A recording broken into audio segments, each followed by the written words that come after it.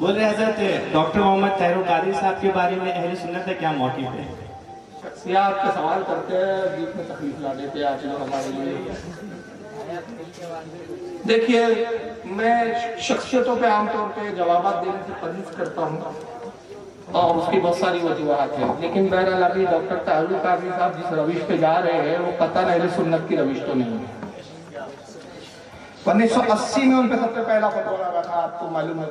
بہت سارے لوگ، میں جانتا ہوں کہ یہاں بھی شاید ان کے کچھ فینس ہوں گے، کیونکہ ہر جگہ جہاں سنی ہے کچھ فینس ہیں ان کے، اور وجہ یہ ہے کہ ان کا جو انداز ہوتا ہے بیان کرنے کا، حوالے دینے کا، اس سے لوگ متاثر ہوتے ہیں۔ لیکن یاد رکھیے، صرف علم ہونا کافی نہیں ہوتا، عقیدہ درست ہونا بھی ایک سب سے ضروری چیز ہے۔ ورنہ ابن تیمیہ اتنا بڑا عالم تھا کہ ڈاکٹر طاہر القادری اس کے پاسن میں بھی نہیں بیٹھتے۔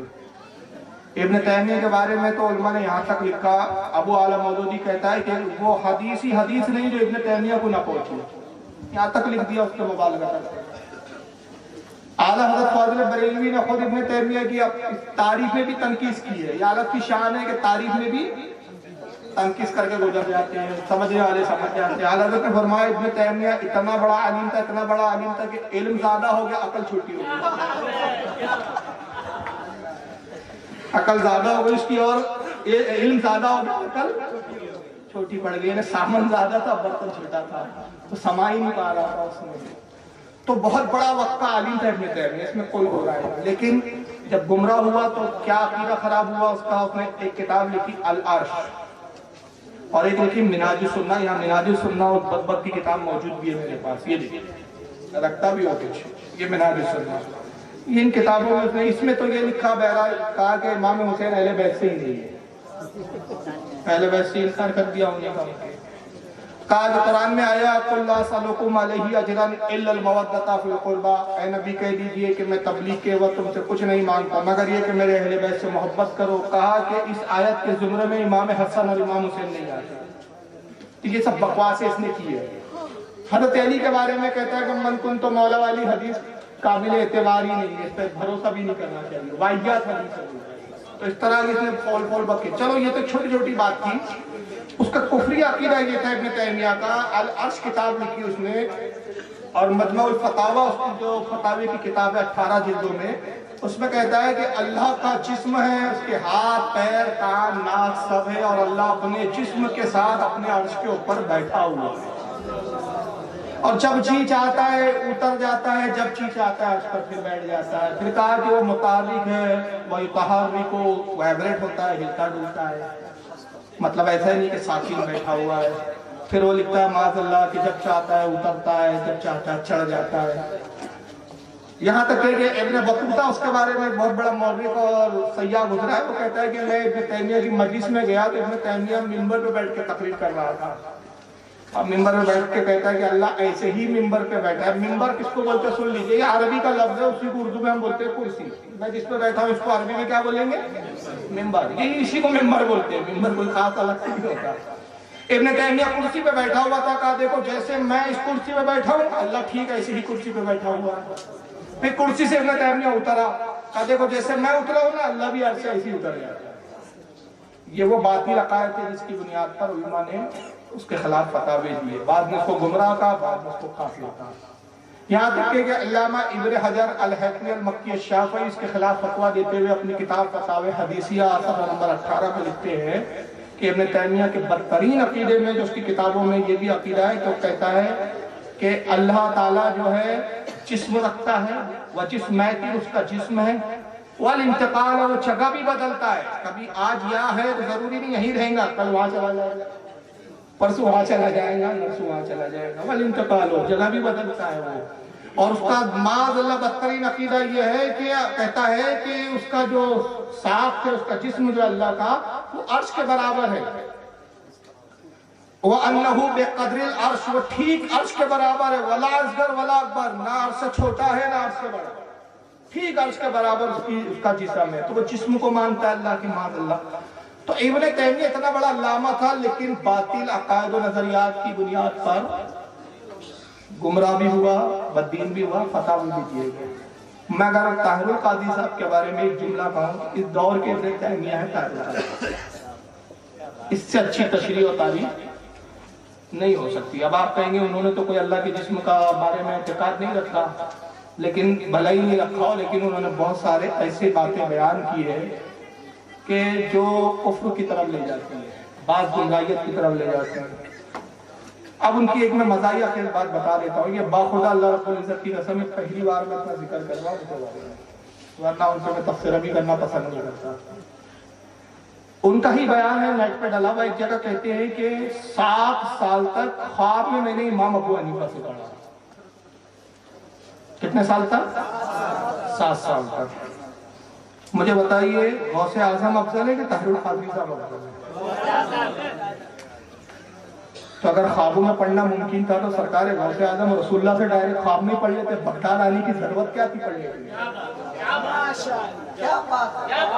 اور خواب ہمارے اپنے اختیار میں ہے. تو دیانتداری سے بتاؤ, تعصب کی عینک کو اتار کر, تعصب آپ کو پھر سمجھنے نہیں دیں گا. تعصب ہے اگر اللہ کے رسول کی حدیث ہے کہ کسی کی بہت زیادہ محبت بھی انسان کو اندھا بنا دیتی ہے. محبت بھی ایک حد ہوتی ہے. محبت تب تک جب تک سب کچھ ٹھیک, مجھے تب تک چاہیے جب تک میں اپنے بزرگوں کا وفادار ہوں. جس دن دیکھو بزرگوں کی بارگاہ میں گستاخ ہے, غدار ہے, کسی کام کا نہیں, دودھ میں مکھی کی طرح نکال کر دے. یہی اعلیٰ حضرت کا پیغام ہے. اعلیٰ حضرت کی آخری وصیت جو ہے وصایا میں کہا, کوئی کتنا ہی عزیز ترین کیوں نہ ہو تمہارا استاد محترم کیوں نہ ہو, جس سے تم نے علم حاصل کیا, تب تک استاد ہے جب تک وہ رسول اللہ کی بارگاہ کا مؤدب ہے. تو نبی کی بارگاہ میں ذرا سا بے ادب پاؤ, دودھ کی مکھی کی طرح نکالے. پھر ہمارا استاد نہیں. کیوں؟ اس کی سب سے بڑی دلیل, ارے ہم اپنے استاد کی کیا تعظیم کریں گے, ہمارے استاد کی کیا ویلو. ابلیس تو جبریل کا استاد تھا, میکائیل کا استاد تھا, اسرافیل کا استاد تھا, فرشتوں کو پڑھاتا تھا, مگر آدم کی توہین کی یہی وہ فرشتے جو اس کو جوتے لگاتے ہیں. اب نہیں دیکھتے کہ یہ استاد محترم تھے ہمارے, ہم کو پڑھایا کرتے تھے. استاد تب تک ہے جب تک عقیدہ درست ہے. اب مجھے یہ بتائیں آپ دیانتداری سے, تعصب کو بالا طاق رکھتے ہوئے, کہ کیا کسی انسان کے اختیار میں ہے کہ جب چاہے خواب آ جائے, جب چاہے خواب بن جائے؟ خواب اختیار میں نہیں ہے. اور پھر ایک خواب روزانہ مسلسل 7 سال تک.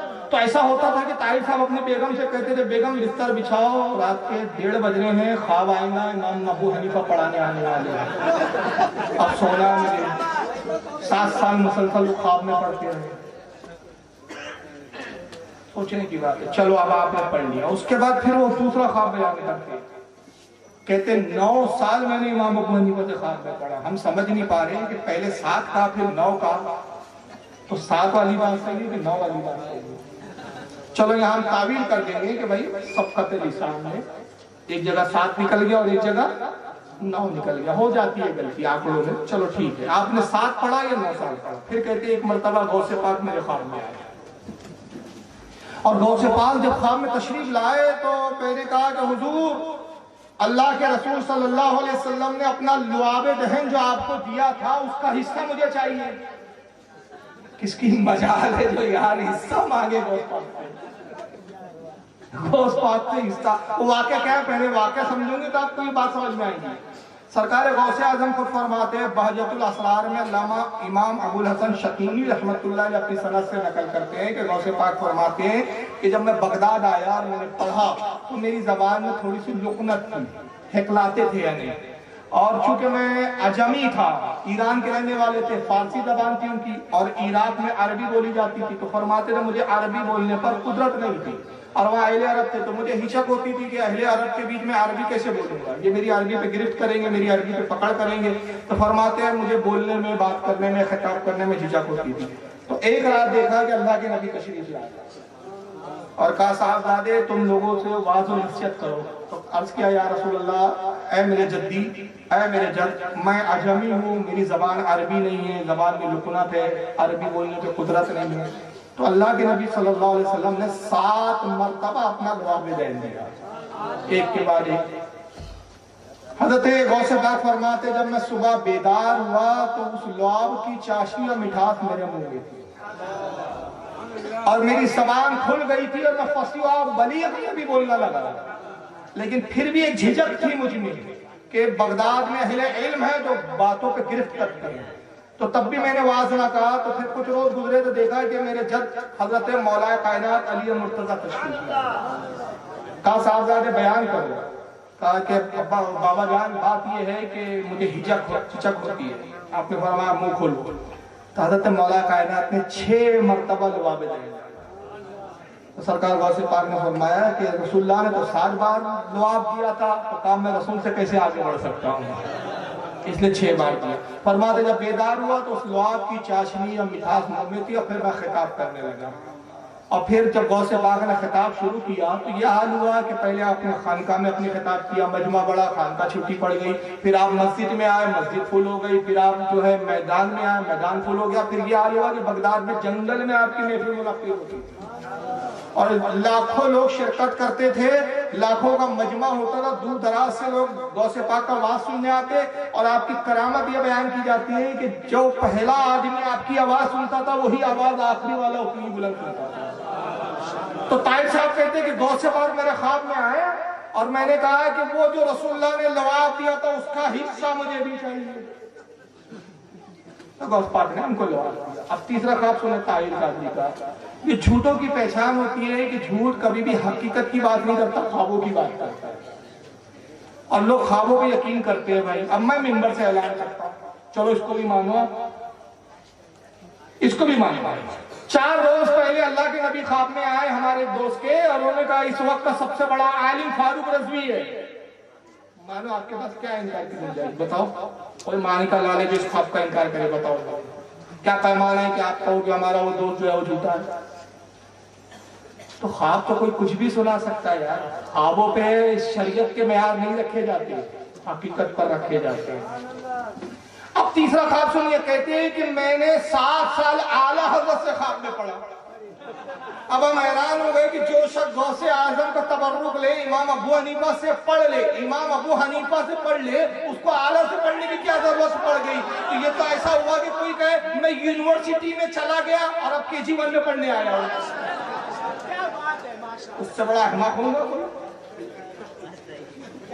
ارے کہاں امام اعظم ابو حنیفہ اور کہاں اعلیٰ حضرت. غلام اعلیٰ حضرت امام ابو حنیفہ, ان کے مسلک کے مقلد ہے اعلیٰ حضرت. ہمارے اعلیٰ حضرت ہے, لیکن امام ابو حنیفہ کے تو شاگردوں کی سب میں آئیں گے نا. امام ابو حنیفہ امام اعظم سے تو نہیں بڑھ سکتے, مجتہد سے تو آگے نہیں جائیں گے.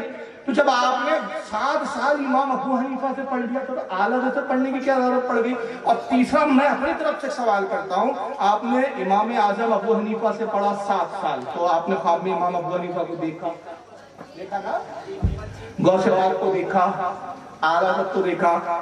یہ 3 آپ کے استاد ہیں بڑے بڑے خوابوں والے. تو برائے کرم طاہر, ڈاکٹر طاہر صاحب یہ بھی تو بتا دیے تینوں استادوں کی داڑھی کتنی بڑی تھی.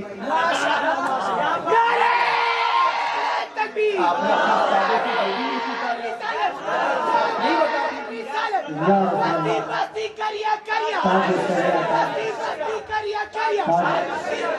یہ 3 کو مذاق بنا رہے ہیں. خود ان کا تضاد بتاؤں آپ کو میں, جس نے امام ابو حنیفہ سے پڑھا اس کی کتابوں میں تضاد ہے بھائی. علامہ آصف جلالی صاحب پاکستان کے جب انہوں نے طاہر صاحب کی پکڑ کی نا ان کی کتابوں پہ, طاہر صاحب کو مجبور ہو کر ایک بیان دینا پڑا. انٹرنیٹ پہ بیان پھیلا ہوا ہے. پہلے کہتے تھے اس دور کا میں کثیر التصانیف عالم ہوں, یعنی میں نے سب سے زیادہ کتابیں اس دور میں نے لکھی, اتنی 100 کتابیں میں نے لکھی, اتنی 100 میں نے کتابیں لکھی. تو جھوٹ اتنا بولتے ہیں صفائی سے کہ اللہ کی پناہ, اللہ ان کی مغفرت کرے, ان کو توبہ کی توفیق دے. ہمارے دوست ہے ISI کر رہے تھے اور ابھی پڑھاتے ہیں, وہ IS جو کرتے ہیں لڑکے IS اس کو پڑھاتے ہیں. تو ہمارے دوست وہ طاہر صاحب کے زمانے بڑے فین تھے.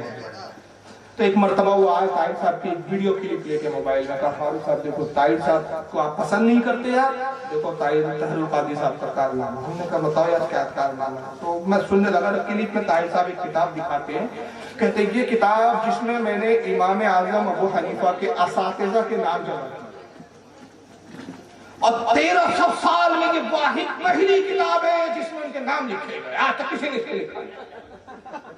میں نے اپنی لائبریری سے الحمدللہ میرے گھر میں بھی 6000 کتابیں حدیثوں کی اور ساری تفاسیر سب ملا کے میں نے اپنی کتاب سے لائبریری سے کتاب نکالی. میں نے کہا یہ سمیر نام تھا ہے وہ لڑکے کا, میں نے کہا سمیر یہ کتاب ذرا دیکھو کہا نہیں مجھے نہیں معلوم, ہے تو عربی میں دکھ رہی ہے. میں نے کہا یہ نام پڑھو. تو اس نے نام بڑے مشکل سے پڑھا، تو ایک امام کا نام تھا، ابھی وہ ذہن میں نہیں ہے میرے نام، کیونکہ ابھی اچانک سوال ہوا ہے نا، میں تیاری سے تھوڑی آیا اس کی۔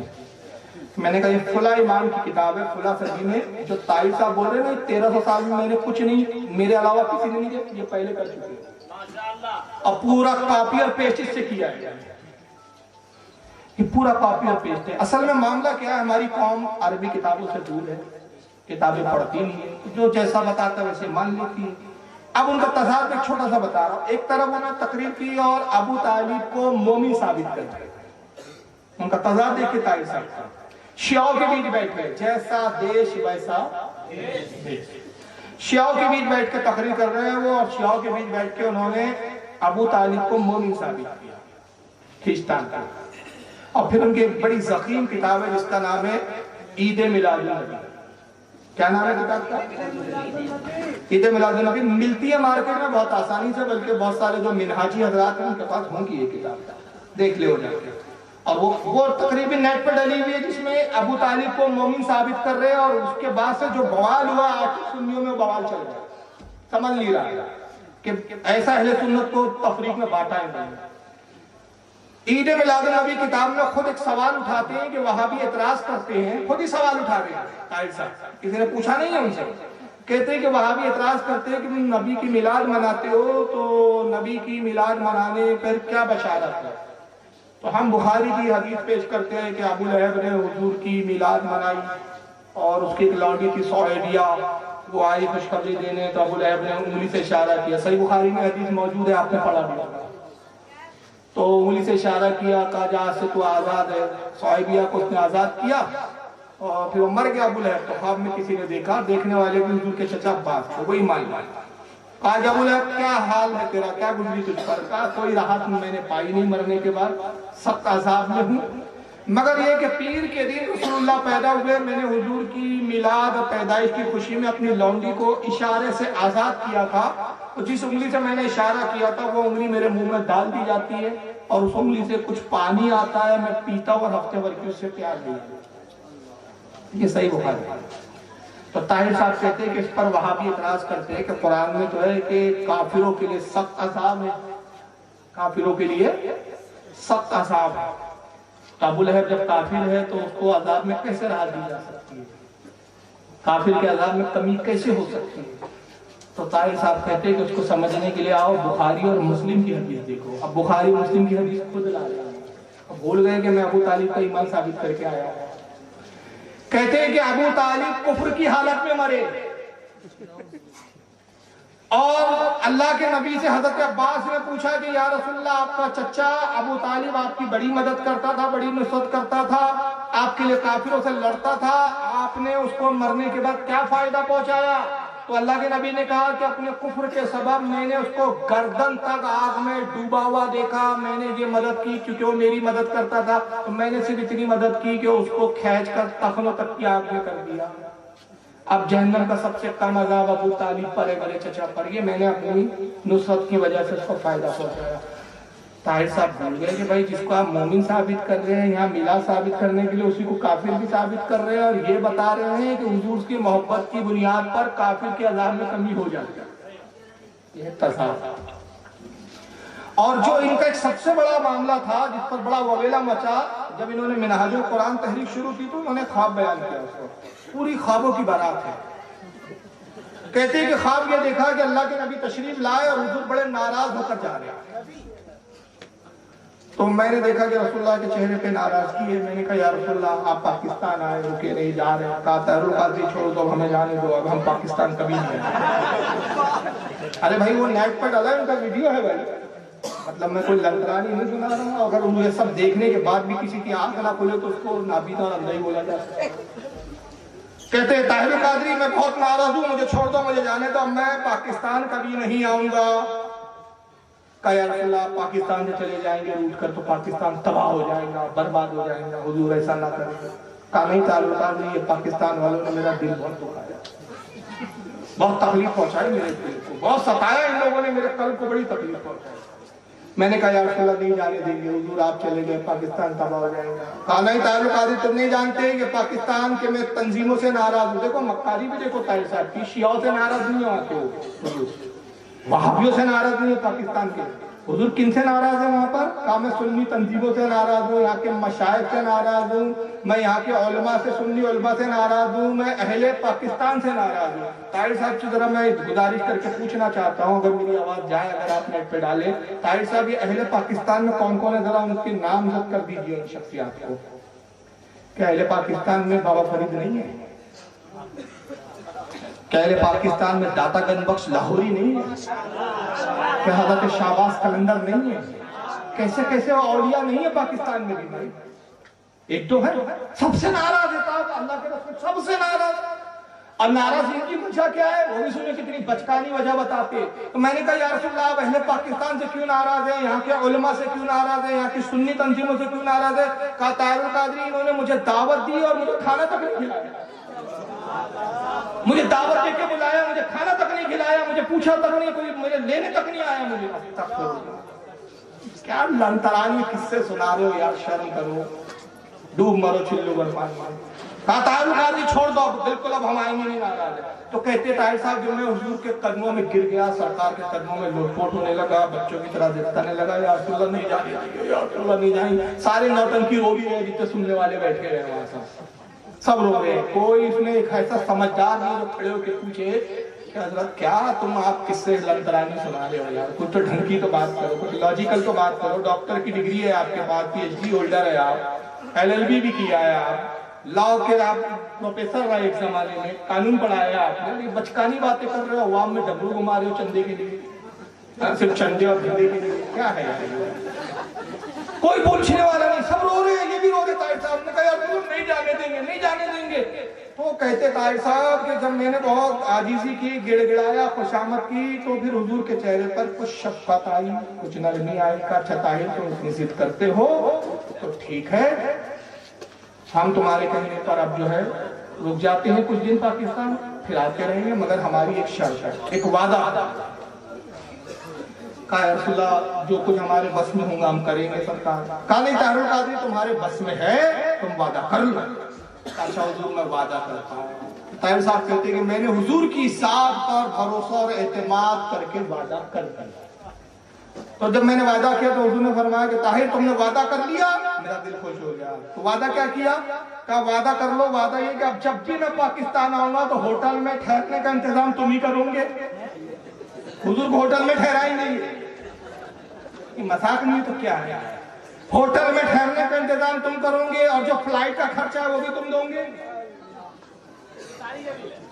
फ्लाइट से आएंगे और जहां जहां पाकिस्तान में मैं घूमूंगा उसकी बस का किराया भी तुम दोगे। यानी हुजूर को घुमाएंगे भी तो बस से घुमाएंगे, कार में नहीं घुमाएंगे। तो क्या उस पर तौसीफ रहमान ने रद्द किया। वही तौसीफ रहमान जिसका मैं रद्द कर रहा हूँ, जिसकी औकात नहीं कि हमसे बात करे, मगर ऐसे किस्से और मनगढ़ंत बातों की वजह से ऐसे वहाबियों को मुंह बोलने में मुंह खुलता है। उसने भी मजाक उड़ाया, कहा बरेलियों तुम्हारा एक तरफ तो अकीदा ये है कि रसूलुल्लाह हर जगह हाजिर और नाजिर है, जो हाजिर और नाजिर होता बावले, ये उसके जुमले सुना दो, मेरे जुमले नहीं है, ये भी नेट पे डले।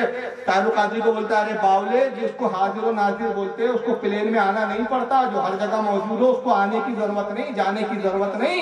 और जो नबी सल्लल्लाहु अलैहि वसल्लम आए थे तो वो क्या वहाबियों की एयरलाइंस थी कि सुन्नियों की एयरलाइंस थी?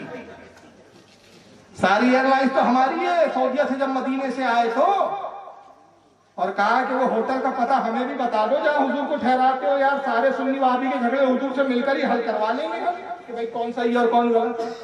तो उसने ऐसे ऐसे तबसरे किए कि आप सुन नहीं सकते, ऐसे ऐसा मजाक उड़ाया। ये क्या है, ये ऐसे किस्से कहानियां, ये तहरीक हमें हजम नहीं होती भाई। वो इल्म रखते हैं, मैं उसका इनकार नहीं करता, ताहिरुल कादरी को बहुत इल्म है, लेकिन इल्म वही वहां तक की ठीक है भाई जहां तक नफा बख्श हो, और वही इल्म जब वो सवाल बन जाए तो फिर किसी काम का नहीं। हमारे यहाँ उस अगर हम इल्म की कदरदान होते तो फिर वादियों के भी तो आदमी थे ना, फिर हम उनकी इज्जत क्यों नहीं करते? अकीदे की बुनियाद पे इल्म ही थोड़ी देखा जाता है, पहले तो अकीदा देखा जाता है।